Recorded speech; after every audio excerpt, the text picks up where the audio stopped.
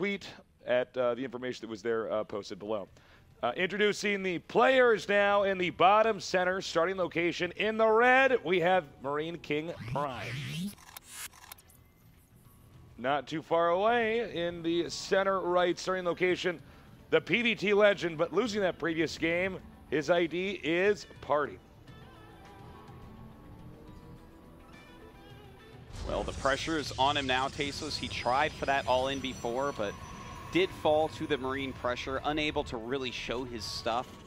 I'm really hoping to see a macro-based play out of Parting this time. You know, if the game goes super long, this guy is just unstoppable. When he has enough gas to actually support a lot of High Templars, Terrans just don't know what to do against him.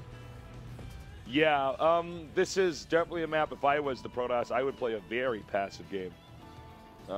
Just stay back and wait for them to try to come into me. As QXC Void Rays are quite good in this map, so we may be seeing some of that as well. You know, in fact, we have seen that before in the GSL. You know, players going Void Rays on this map, and just the shape of it, it definitely does work out. But Parting is a player that we never really see go for Void Rays against Terran. It's just not something that has been in, you know, his playbook for the matchup. He really prefers other styles to that, whether that's some tricky all-ins with a Robo or just mostly macro games. All right, Artosis, any predictions for this game as who's going to win? As far as who's going to win, excuse me. Well, you know, Marineking is off to a good start, but I do like what Parting's build is here. He's going for a Nexus first. Now, will it be a Forge fast expand, or will he go into the Gateway? You know, I really hope it is a Forge fast expand because I find that build so fascinating. And I need to copy and steal it so I can use it in my games.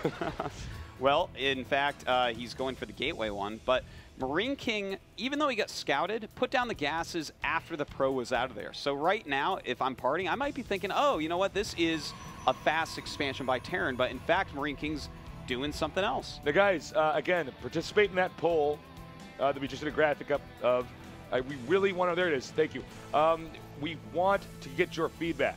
It is the Xperia smartphone or Sony smartphone poll. And we're going to be putting this up non-stop throughout this MLG Spring Arena. So do that. I am actually very curious to see who people think is the better player. I have a hunch maybe it's going to be Marineking coming out as the favorite. He tends to be the fan favorite in general. Oh, certainly. And not just that, he's far more accomplished than Parting, so it does make sense. Right. But we'll see, man. I like Marineking's build so far here because, again, Parting doesn't really know that he's going for tech. But it's right now looking like it might end up being a 1-1-1 or maybe even a cloaked Banshee Rush. And that SCV getting in and seeing exactly what's going on from Parting is going to help Marineking to truly decide exactly what he wants to do with this build. So do you think a 1-1-1 will, no matter what, if he does do it, take out somebody who's doing, in this case, you know, a Nexus first build? Well, no, I wouldn't say that at all. I'd say that, in fact, it's not even the best choice at this point because Parting can get so many units out suddenly. And it looks like, in fact, it's going to be a Marine, Hellion, and Medevac. But, oh no, actually he's dropping that Tech Lab. But he is making the Hellions to help out with some pressure here. And I do like early Hellions against a quick expanding Protoss. Well, he's going to need to get a Stalker out here soon. And there it is. He's going to drive back the SCV and the two Marines. But the Hellion's going to come up here. You got to be very careful with the first few set of units that you have because they are so precious. And as you can see, Marineking is not hesitating to keep hammering away at his opponent. And it looks like next is going to be Cloak with Banshee. Now, if I understand this correctly, he's applying enough pressure over here so that Marineking, excuse me, Parting rather, is going to feel like this must be a heavy barracks build. Instead, in fact, he's going to have a Cloak Banshee's on the way. There's a possibility that Parting might neglect getting a Robo. Well, his Robo is about halfway done now. Oh, I didn't see the Robo there. Excuse me. Nice correction. And, you know, he has killed off 5 workers with that little pressure, but this could get out of control if the Banshee does nothing. If Parting just counters this Banshee perfectly, doesn't let it do any damage, it's going to be a really hard game for Marineking. Now, will he throw up a command center behind it, or are we going to see him just follow this up with that 1-1-1 build? We're going to find out soon here. I feel like a 1-1-1 build is not the optimal build to do on this map. I think that you're just a little bit too far apart.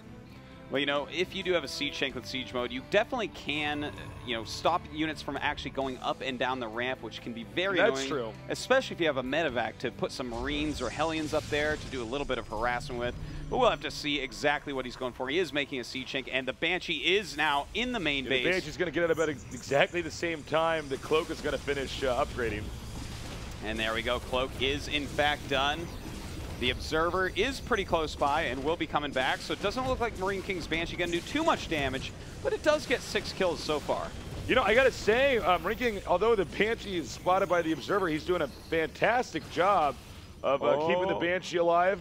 Alive question mark? Okay, no, it does actually get out. Alive exclamation point. It did make it out. 7 kills on that Banshee. The second Banshee is incoming, but how much damage can it truly do against Parting, who has Stalkers absolutely everywhere, and more Observers on the way as well? Well, it looks like he's going to bank in here to the right, and we'll see if he gets any kills over here. A little gutsy move here by Marineking, and nice, takes out the sentry.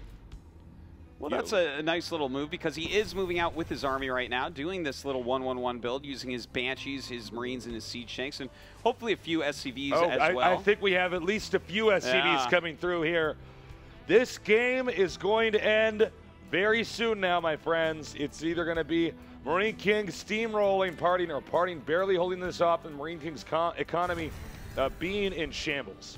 Well, right now we don't have any Immortals out yet, but the first one is going to pop out pretty soon. That's going to be very important for taking Siege Tank hits and trying to target those Siege Tanks down. But there are a lot of Marines in here, and with the micro of Marineking, this could be very hard for Parting to actually hold. This is going to be tough. Here they come now, moving in. And look at this, very smart, going right for that Immortal. I think this may be GG. It's a KO here with Marineking as the victor. Parting taking so much damage, with 3 more Stalkers coming from the bottom left. All 3 Banshees still staying alive here. The Stalkers then chased up, now going after the Nexus. He may in fact want to just go straight for where the gateways are and try to end this game even quicker. But the Nexus will in fact go down. Now the question is, was that a mistake or not? Should he have just gone up there right away and tried to finish this? Because there is now an Immortal out in this game. Oh, almost had great force fields, but instead they were not very good at all, and he's trying to target out some of these Siege Tanks. Has to be very careful. If he loses the Stalkers, those Banshees will kill absolutely everything. Oh no. Look at that pylon. God. Nice. 3 unpowered gateways, and the probes are taking a lot of hits. Nice micros the Banshee away, and GG. Oh, wow. Marineking. 2-0s, or no, excuse me, we got to go to the third game. I'm so used to casting GSL. He is still 2-0, but the series is not done. That's right. He's won the series, but we will continue for match-keeping purposes. Now, yes. That game was pretty one-sided. Guys, what do you think about that? Yeah, I believe the clinical term for that is a wipeout. Certainly, by no means, it was very easy on Parting. Let's take a little bit of a look at the start of the game. We noted what is probably the turning point in the game, at least in terms of what both players expect how the game is going to go. So Parting, he started with a 9 scout actually, which is usually something you only see against Zerg. But the times that you do see it against Terran, it's for one reason and one reason alone: Nexus first. So the funny thing about that is, he scouts the Terran, he sees there's no gas, and he sees a barracks.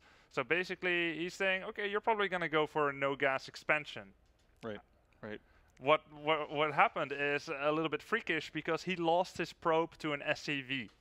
Now, if he lost his probe to any SCV, we'll be like, man, that's like a huge joke. Like, how can you make that mistake? But it's Marineking, right? So he probably had some special moves on that SCV. And as soon as he lost his probe, be it planned, pre-planned or not, we will maybe never know unless we grill Marineking about this, but Marineking threw up double gases, so that's a pretty epic curveball, and it wasn't clear to Parting that this was going on until we saw the Hellion. Right. Now, what do you think he should have done from that point? Yeah, I mean, the Marine Hellion push was a little questionable, just because it seemed like, okay, you kill the scout, and then bam, you throw down double gas, you're definitely going for tech, and you're probably doing it to surprise your opponent because you wait right until the scout dies. Marineking might have been waiting for the scout to leave his base anyway, but when the scout dies, he definitely goes right for it. But then when you show the Hellion... You're tipping your hand already. Yeah, exactly. And I think it was effective in that it surprised Parting a little. He was able to get those 4 probe kills, which was a good way to set him up for the Banshee harass later. But at the same time, it was a little strange. Parting sees the Marines, he sees the Hellion. The next logical thing, you're probably going to see Banshees or you're going to see Medevacs, and his Stalkers just were not in position. His Robo was not fast enough.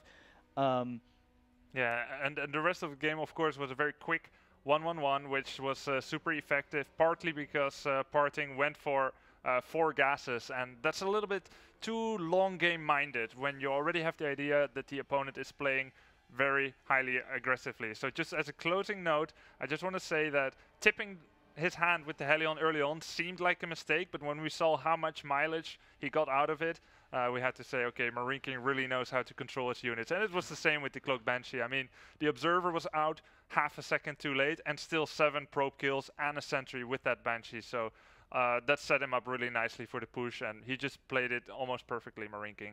Yep. Well said. Thank you, guys. Yeah, thanks, guys. The game is ready. Game number 3, still very important. You need to win as many games as possible in the group stage, not just matches. So we're going to get that started again, here. It's not a best out of 3. It is 3 games in a row. That those results then go into the rest of your results for the rest of the games, and that's how we figure out who's going to actually move into the bracket phase. So the game is now loading, and we're going to get this game number 3. Any predictions? You think? Marineking is just playing really well right now. He's very reactive, and he's not, sticking to a particular strategy on a map, as we just saw in that last game. So I'm feeling Marineking. All right. Well, the game is now ready. So I guess we could start.